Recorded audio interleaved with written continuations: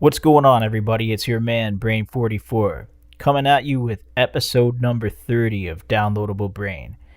And hey, when I say it's your man, I don't literally mean I'm your man. It's just an expression, alright? I'm single and I'm not looking to mingle.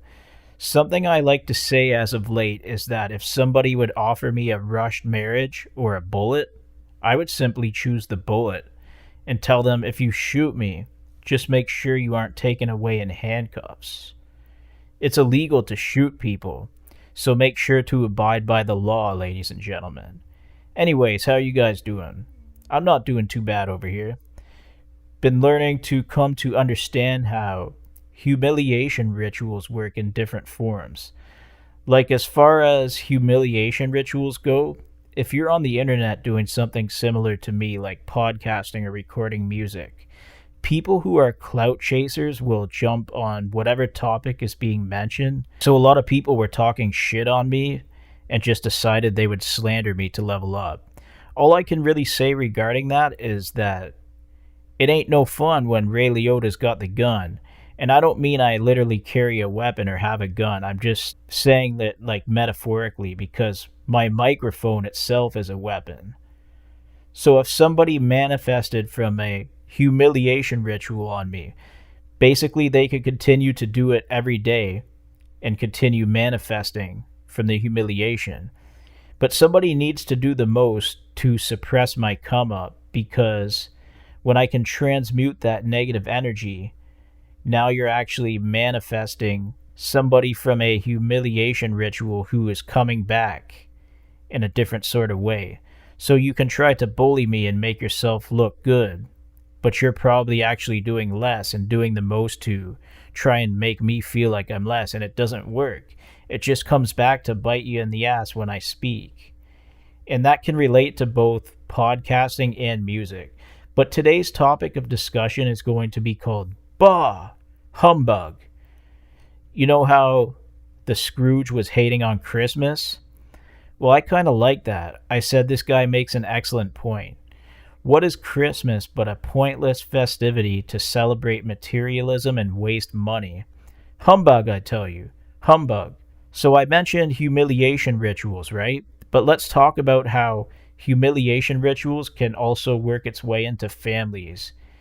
And when it's your own family members starting to come against you, it just makes you not even want to be around them. Now, it can be a matter of letting them walk all over you, or just choosing to detach from a toxic energy. For a while, I let the toxic family members just abuse me and do the most. So, like, they would say very little to me whenever they do come around, and they act like they're better than me. They act like there's something wrong with me, and they act like their turds smell like a golden bed of roses. But hey, I'm sorry to burst your bubble, shitheads. Your turds don't smell like golden roses. You just suck, and your shitty family members and I don't like each other since you hate me so much. So this is why I hate on Christmas so much now. Not only am I choosing to no longer celebrate Christmas, I actually do it because I hate most people in my family now, just due to their behavior and poor treatment towards me. I've had many Christmases with siblings, their significant others, and my nieces and her boyfriend. My parents too, of course, but each and every one of them look down on me like my life doesn't matter, and they all think they're better than me. That's exactly what happened last Christmas, but I'll tell you, Christmas 2024 taught me that my own family is probably my worst enemy. Whatever they are saying about me behind my back is all lies, but it's just the fact that they need to hate me so much and try so hard to find fault with everything I do. Those cowards wouldn't last one day in my shoes, because they suck and they ain't shit. But they come around on Christmas time with this golden rosed turd approach, and I just don't find it cute anymore. I'm going to tell you how this works. My mother, my father, my brother, and his wife all hate on me. Some more than others, but they all hate on me. My niece, she hates me. Her boyfriend, he hates on me. But who are these people to me? Who is my niece's boyfriend to me? He's nobody to me. I don't even know the guy, really. He doesn't seem to care to want to know me when he does come around. But at Christmas time, he takes pictures of me with his cell phone when we're sitting inside the same room. Then everybody acts dumb like he didn't just take a picture with his idiotic ass and my niece just sitting there smirking and whispering when I'm in the same room. Like, that is so disrespectful and crossing boundaries. And who are you showing these pictures to, anyways? Who are you talking to with my picture? You're an idiot. Just don't even come around me anymore. So I said, all right, that's enough of this toxic shit. I removed myself from the room after he took the cell phone picture. My brother was just kind of standing in the way, not doing anything. And he gave me the usual look of disapproval. So I said, excuse me, my bro. And I tapped him on the shoulder and I left.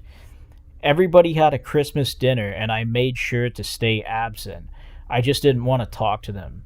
Like, all these years I spent trying to want to talk to my brother, trying to ask him to hang out, just ask him to have a friendly conversation. That shit's done, especially after this Christmas. I never got to know my niece well, but I'll tell you, if my brother raised her, it's actually perfectly understandable as to why my niece hates me. My brother can't stand my ass. My brother's hated me from the time I was a boy, and he's done the most to abuse me throughout my life. So even though my brother hates me, his wife hates me, my niece hates me, her boyfriend hates me, and my parents treat me like I'm mentally challenged, like a below standard family member. At least when my niece's boyfriend comes around, they can treat him like the son they never had, while disregarding the fact that this creepy ass dude is taking cell phone shots of me and whispering bad things to me, to my niece. But hey, he's a really good guy, Brain44. My mother keeps on saying how good he is. Yeah, he's a really good guy because he's got a Psalms tattoo on him. Oh, okay. Well, the thing about studying the Bible is that you can study the Bible all you want, but you can't outdo being a really rotten person to people. I don't even want to look at the Bible anymore, to be honest, because my opinion regarding spirituality totally changed after I figured out how my family gaslights for Christ in order to approach life. Here's how my toxic family interprets religion and Bible teachings. Basically, if you can treat somebody just awfully, but use Bible studies to tell them to forgive you for their unjust and awful treatment, which has been going on and on and on, that would pardon them from having karma. And I've given forgiveness a million times. But now these people are too wild, toxic, and crazy for me. I've just outgrown them. So Christmas? Bah. Humbug. If you're listening right now to any of those people, I didn't give a single one of you information about my YouTube channel. I never told you that I do podcasts. I never told you that I record music on the internet. So if you've obtained that information and started following my social media stuff, you've already done too much to cross my boundaries. Telling other people things about me behind my back is even worse, but you toxic idiots have done so much that the people you tell these things to end up telling other people, and it causes like a ripple effect to destroy my reputation. And your pathetic asses probably think that you got an achievement from destroying my rep, but I actually end up showing up here to talk about it later. Yeah, now guess who looks bad? You do. Because the problem was never actually me, the problem was you. And I believe they have done the worst to ensure I go down. It also came out that people in my family have insurance on me. I never gave my consent or willfully signed insurance to anybody, nor have I ever given consent for anybody to have control over my financial affairs. Claiming so would be having to forge documents, which is a criminal offense. Much like putting a bullet into somebody, like I said earlier, right? But hey, I'm firm about getting the bullet over marriage, especially if it's somebody who watches me on the internet but doesn't know me. And if it's somebody who does, that's even worse because I've already cut everybody out of my life at this point anyways. And I'm not sorry for it. They were not sorry to talk shit about me and wish the worst on me. So I'm not sorry to cut them out of my life. But yeah, Christmas sucks. I don't celebrate it anymore. I don't want any gifts from any of my siblings or their wives or my niece, who already never buys me gifts, but I don't really care if she does or doesn't, because the best gift I could ever get from her was having her weird ass boyfriend take a picture of me with his cell phone so they can talk shit about the picture they took. Don't ever come around me again, any of you. You destroyed the relationship, and I know you've done the most to make sure I go down. I will never speak to you again. Certain Christmases were more peaceful than others. There was never an element of respect and kindness there, but there was some occasional 5-word conversations. Whenever my brother would give me a gift, I would thank him and appreciate it. His wife would then come in on commentary to discuss the item. Yeah, we bought that at this shop, and there's this design on this shirt. You gotta take a look at the back. It's great. And I thank them, and I'm genuinely appreciative. But all of the abuse, backstabbing, shit talking about me behind the scenes tells me everything I need to know. I'm gonna say my brother's wife said one thing on Christmas 2024 that just woke me up to how cynical she was. And it went from being in a state of just hoping one day to get to know her better to realizing now I'm glad I don't know her, and I don't care if she likes me because I don't like her. Just like I don't like my brother. They suck. So no need to come back around. I'm still enjoying that invasion of privacy gift and humiliation gift your daughter's boyfriend gave me, which is the second son my mother never had, basically. I mean, I'm not jealous of that, if you want to treat him that way. I try my best with my mother, but she thinks this guy is so great, and then she acts dumb when he looks at me all weird and takes cell phone pictures of me.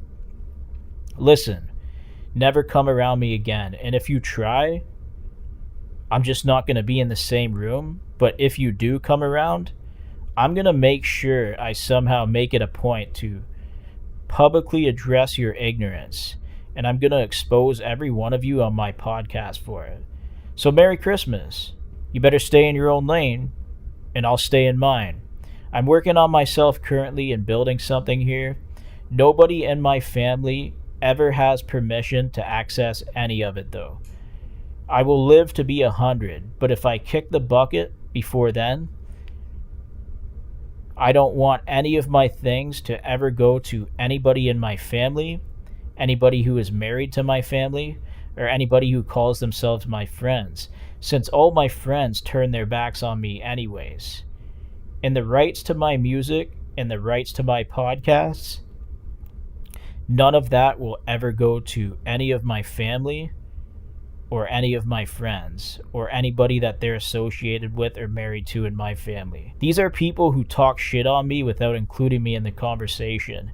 And it's one thing to do that on the internet if somebody makes a competition up inside of their heads. Based on what, though? They probably don't even play music. And even if they want to make it a competition, whatever. You don't know me, and you're just lying to yourself if you think we're competing. Now, call this a crazy theory, but I believe my own brother is up to something regarding a smear campaign, like spying on my social media and meddling in my personal life. Here's how I know. When I said, "Excuse me, bro," and walked away from him on Christmas after his wife was being a bitch, his daughter was not being nice to me, her boyfriend was being a creepy weirdo. When my brother left that night, I got a bunch of strange, drunken texts from somebody who kept repeating things similar to what I said to my brother earlier.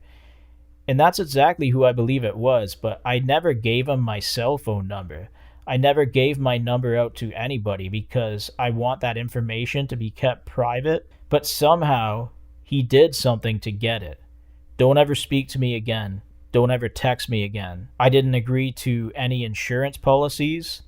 I don't have a will for my family or my friends or anybody associated with them or anybody married to anybody in my family or married to anybody who calls himself a friend. Nobody gets nothing off of me other than a swift kick in the ass out the door.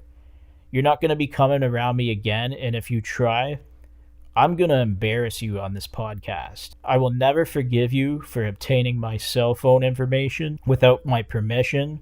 I will never forgive you for smearing my name, talking shit behind my back, inviting strange people who take pictures of me, and not teaching your damn daughter anything about respecting family. You just suck, and it's no wonder why your wife is such a bitch, too.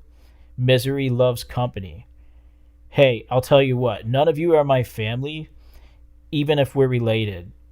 And as fascinating as it would be to listen to Brother Dearest's wife have a book review on her latest book, I'm gonna have to sit that one out. We're done. Bah, humbug.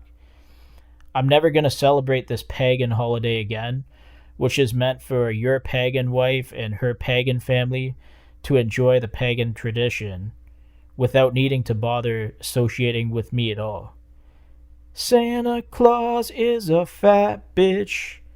Rock on. Brain 44 signing out.